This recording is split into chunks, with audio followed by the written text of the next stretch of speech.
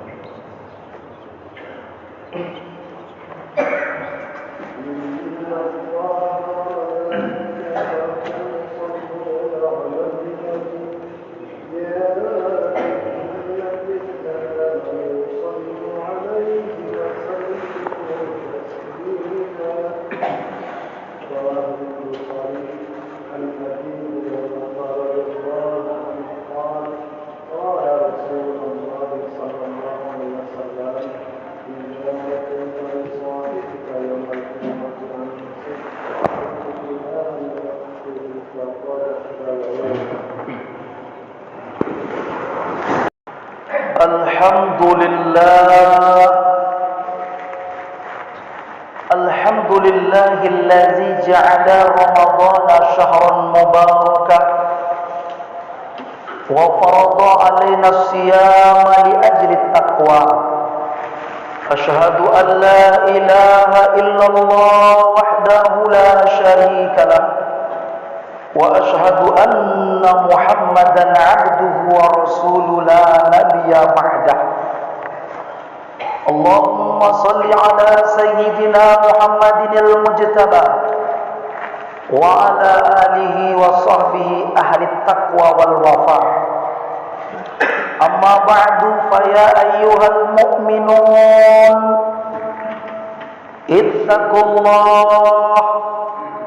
ittaqullaha haqqa tuqatih wa la tamutunna illa wa antum muslimun.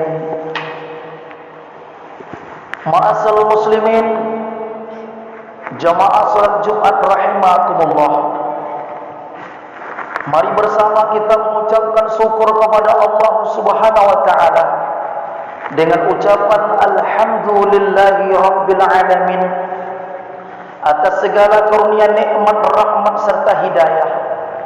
Menjelang Jumat terakhir di bulan Ramadan 1444 Hijriah ini, Allah Subhanahu wa taala masih memberikan kesempatan kepada kita untuk tinggal di alam yang bernama dunia ini. Walaupun kita tidak akan tahu Apakah detik-detik menanti Syawal itu masihkah milik kita, dan akankah kita berada di alam dunia ini? Karena boleh jadi kita akan bersemayam di alam kubur dengan berbungkuskan kain kafan dan beberapa keping papan. Maka dari itu, orang-orang yang masih diberikan kesempatan di Jumat terakhir bulan Ramadan ini, perbanyaklah syukur kepada Allah dengan ucapan Alhamdulillahi Rabbil Alamin. Di antara nikmat-nikmat yang begitu banyak dikurniakan Allah Subhanahu wa taala kepada kita, ada nikmat yang tiada banding, tiada tanding. Itulah nikmat yang bernama iman dan Islam.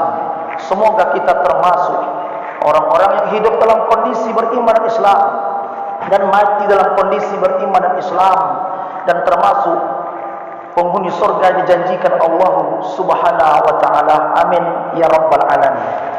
Salawat serta salam mari bersama pula kita sanjungkan kepada Rasulullah sallallahu alaihi wasallam yang kita rindukan syafaatnya kelak di yaumil mahsyar, pada hari yang dijanjikan oleh Allah, yauma la yanfa'u malun wala banun illa man atallaha biqalbin salim.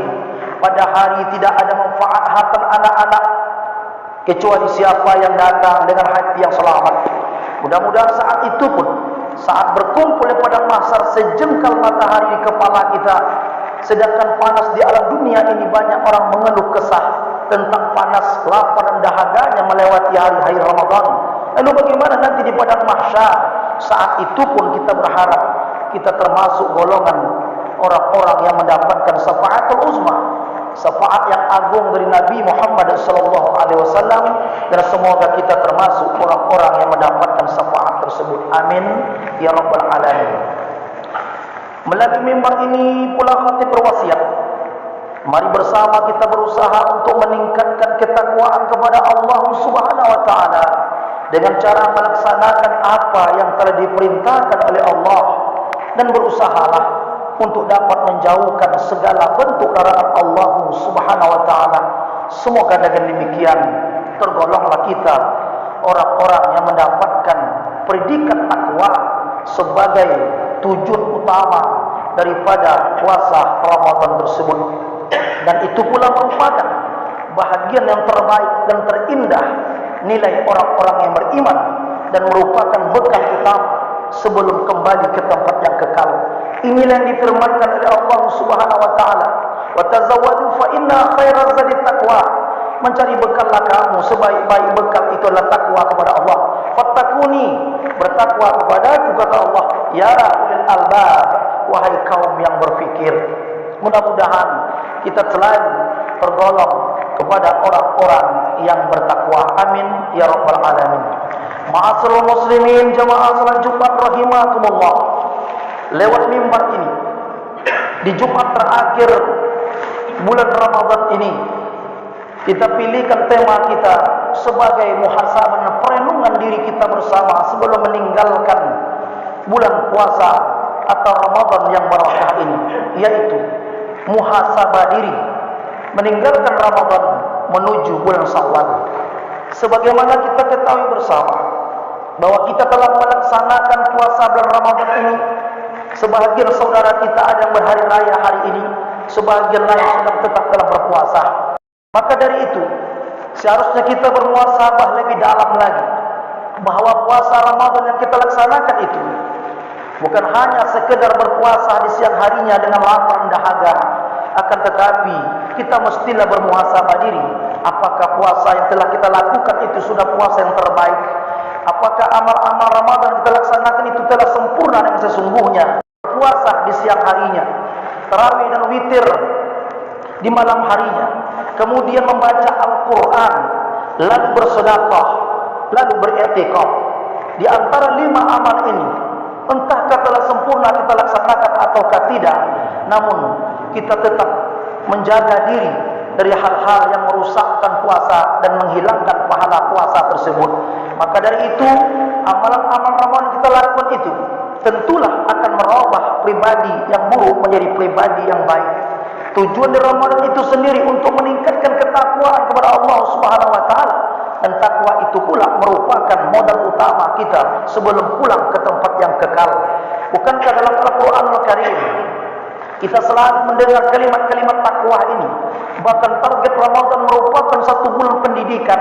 30 hari dilaksanakan Ramadan, ujungnya tetap la'allakum tattaqun, agar kaum bertakwa. Sesungguhnya kita sedang dikadar di Ramadan ini. Sesungguhnya kita sedang sekolah, kita sedang berada di kampus yang bernama Ramadan, yang mata pelajarannya ada yang sunat, ada yang wajib. Yang wajib adalah ketika kita berpuasa di siang hari saat seperti ini. Kemudian ada pula amal-amal sunat, tarawih dan witir. Ada pula ekstrakurikulernya bernama tadarusan Al-Quran. Diisi pula dengan seminar-seminar atau salawat-salawat yang indah. Itulah dia namanya tausiah-tausiah agama di bulan Ramadan. Kemudian kita diajak untuk mengintrospeksi diri di 10 terakhir bulan Ramadan tersebut. Itulah etika. Semua amal-amal tersebut merupakan target bagaimana seorang hamba Allah ini benar-benar bertakwa. Puasa yang sungguh-sungguh, puasa yang fungsional, bukan puasa yang hanya seremonial semata. Sebab itulah di samping kita disuruh untuk menjaga segala yang menghilangkan pahala puasa, di satu sisi lain kita memang disuruh untuk menjaga segala yang membatalkan puasa. Walaupun untuk menjaga segala yang membatalkan puasa banyak orang sanggup, tetapi banyak tidak sanggup menjaga segala yang menghilangkan pahala puasa.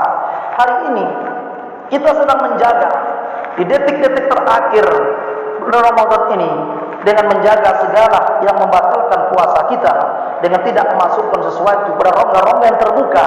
Tetapi satu sisi lain kita diperintahkan untuk menjaga nilai batin diri kita agar tidak merusak pahala-pahala puasa itu, baik lewat lisan berupa caci maki, hinaan, fitnah dan sebagainya, lewat telinga dengan mendengarkan ghibah dan ungkapan-ungkapan lainnya, ataukah dengan mata dari menjaga pandangan daripada kemaksiatan-kemaksiatan.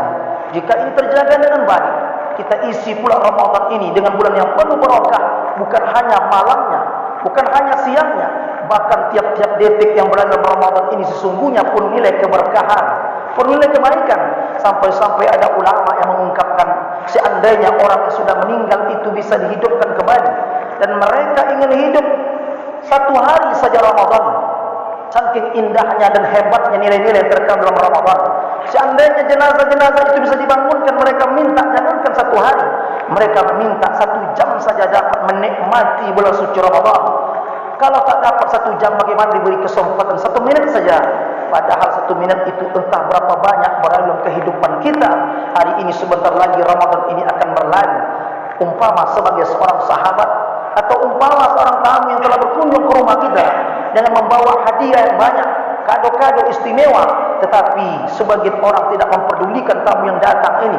Sebagian orang tidak memperdulikan apa-apa yang dibawa oleh tamu tersebut, tapi tamu itu akan pergi meninggalkan kita. Entahkah kita yang akan meninggalkan tamu tersebut? Itulah bernama Ramadan. Jika konsep Ramadan yang kita laksanakan ini sungguh-sungguh terlaksana sebagaimana diungkapkan oleh Allah Subhanahu wa taala sebagai perintah dalam Al-Qur'an, ataupun sebagaimana sunnah yang diajarkan Rasulullah SAW, maka tentulah visi dan misi Ramadan ini sungguh-sungguh akan membentuk pribadi-pribadi beriman, pribadi-pribadi bertakwa. Bukan hanya bulannya saja yang baik, tapi konsepnya dia akan terjemah menjadi manusia-manusia yang terbaik. Buktinya adalah nanti ini akan dibuktikan hasil Ramadan yang telah kita laksanakan. Lihatlah diri kita, lihatlah perkembangan diri kita, bermuasabahlah dengan amal-amal kita lakukan itu dari mulai 1 Syawal besok hari sampailah 30 Sya'ban akan datang. Jika kita terbentuk menjadi pribadi-pribadi mulia, pribadi yang senang untuk beribadah, bukan hanya hablum minallah, tetapi terjaga hablum minan nas, maka benar-benarlah puasa Ramadan kita lakukan tahun ini merupakan Ramadan yang membentuk pribadi-pribadi bertakwa, pribadi-pribadi berakhlak berkarimah, pribadi-pribadi yang mulia sebagaimana indahnya akhlak Rasulullah sallallahu alaihi wasallam. Ma'asyiral muslimin rahimakumullah.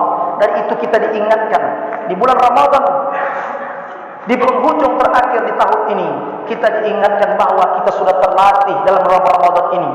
Artinya bila kita keluar dari Ramadan ini nanti, kita sudah menjadi orang-orang terbiasa untuk beramal. Sebagian kita mungkin berat untuk puasa Senin dan Kamis, mungkin berat untuk melaksanakan aneka ragam puasa sunnah. Tetapi jika kita benar-benar sudah berpuasa, sedangkan 30 hari sekaligus itu pun mampu dilaksanakan, itulah sebagai latihan. Apalagi nanti setelah akhir Ramadan, Senin Kamisnya, nisfu Sya'bannya, dan aneka ragam banyak amal-amal sunat lainnya, itu sudah terbiasa karena kita sudah dibentuk 30 hari namanya. Jika kita sudah terbiasa untuk salat berjamaah, tarawih, witir, seperangkat dengan ibadah salat fardu bernama Isya, maka artinya 23 rakaat sekaligus pun seseorang itu mampu melaksanakannya. Apalah artinya ketika di luar Ramadan, duha yang 2 rakaat, tasbihnya, salat Isra-nya, itu akan terasa langgeng dan ringan karena kita sudah terlatih di bulan Ramadan ini. Demikian juga sedekah. Mungkin kita tak terbiasa bersedekah dengan memberikan 1 butir kurma ataukah sebuah semangka, maka itu sebuah latihan. Di luar Ramadan nanti kita sudah terbiasa untuk memberikan makan, minum kepada orang-orang yang membutuhkan. Demikian juga untuk perenungan diri berupa muhasabah. Rasanya tidak berat untuk berzikir setelah salam imam seorang imam. Lalu kita di belakang menunggu waktu membacakan Allahumma antas salam sampai berakhir doa. Kita tak akan terburu-buru meninggalkan masjid ataupun musala. Itu karena kita sudah terlatih di Ramadan. Kita sudah start dari mulai Isya itu sampailah tarawih witirnya, sampai berakhir doa dalam salat tarawih dan witir itu. Maka kita pun pulang ke rumah. Jika latihan-latihan ini tidak membuat kita menjadi baik, jika latihan-latihan ini tak membentuk pribadi kita, maka ternyata puasa yang kita lakukan hanyalah sekadar kewajiban secara fungsional, tidak terlaksana dengan baik. Tapi jika ini betul-betul terlaksana, inilah yang dimaksudkan dengan la'allakum tattaqun, agar kamu menjadi orang-orang yang bertakwa. Ma'asyiral muslimin rahimakumullah, maka terakhir daripada khutbah yang kami sampaikan ini sebagai muhasabah kita bersama. Jika benar-benar puasa ini terjaga dengan baik, maka tentulah zahir batin kita akan terbentuk dengan baik. Jangan menjadi hamba-hamba Allah yang tidak tahu bersyukur sehingga menjadi kufur. Sehingga dengan demikian Allah telah mengingatkan bahwa kita sudah terlatih untuk mengendalikan hawa nafsu dan menjaga nilai takwa tersebut tidak memperturutkan hawa nafsu, membuat seseorang itu akan jadi mulia. Ma'asyiral muslimin rahimakumullah, kita ambil filosofi singkat, yaitu tentang pelajaran dapat diambil dari makhluk Allah yang bernama ular dan ulat. Apakah puasa kita ini terbentuk seperti ulat ataukah menjadi seperti ular? Bagaimanakah puasa seperti ular tersebut? Ular mengganti kulitnya, dia mesti berpuasa. Dia tidak makan dan minum saat mengganti kulitnya. Tapi apa yang terjadi setelah kulitnya berganti? Tetapi ular tetaplah bersifat seperti sifat semula. Apa pelajaran dapat kita ambil? Yang pertama, wajah ular walaupun dia berpuasa sebelum dan sesudahnya tetaplah sama seperti ular tersebut. Yang kedua, nama ular, puasa ataupun tidak puasa, tetaplah namanya ular. Yang ketiga, makanan ular, walaupun dia sudah berubah puasa menyaring kulitnya, dia tetaplah menjadi ular. Yang keempat, cara bergerak ular tetaplah seperti yang sama sebagaimana biasanya. Yang kelima, tabiat ular tetaplah menjadi tabiat ular yang dahulunya. Berbeda dengan ular. Ular walaupun dia tetap berpuasa, ular punya rencana untuk memperbaiki dirinya dengan izin Allah Subhanahu wa taala. Ular termasuk rakus juga, karena hampir setiap tahun hanya memikirkan makannya saja. Setiap tahun nampaknya ulat-ulat itu merusak mungkin padi dan tanam-tanaman kita. Tapi ketika sudah bosan ulat itu menjadi ulat, maka dia pun melakukan perubahan. Dia pun berpuasa untuk jadi kupu-kupu yang indah. Puasanya sangat berkualitas sekali. Berbeda dengan ular, mulai mengasingkan diri. Ulat itu pun menjauhkan tempat makannya, membungkus badannya dengan kepompong, sehingga benar-benarlah ulat itu untuk menjaga dirinya daripada gangguan-gangguan di sekitarnya.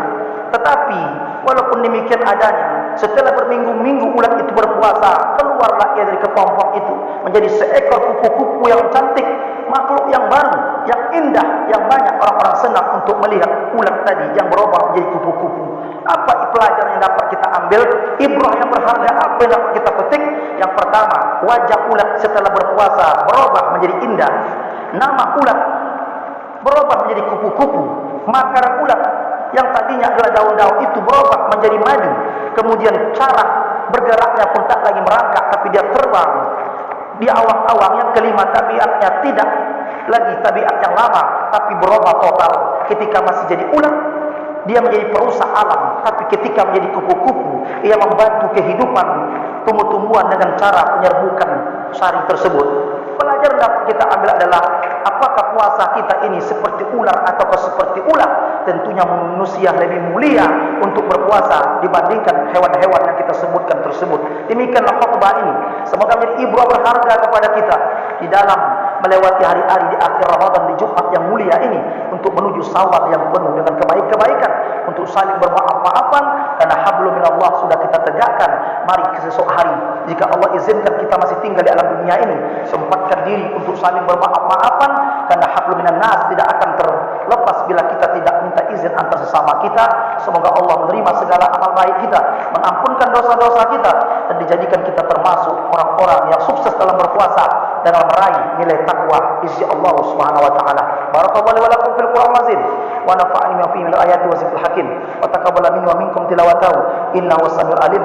Aqulu qouli hadza wa astaghfirullaha li wa lakum wa lisa'iril muslimina wal muslimat wal mu'minina wal mu'minat wastaghfiruhu innahu wal ghafurur rahim.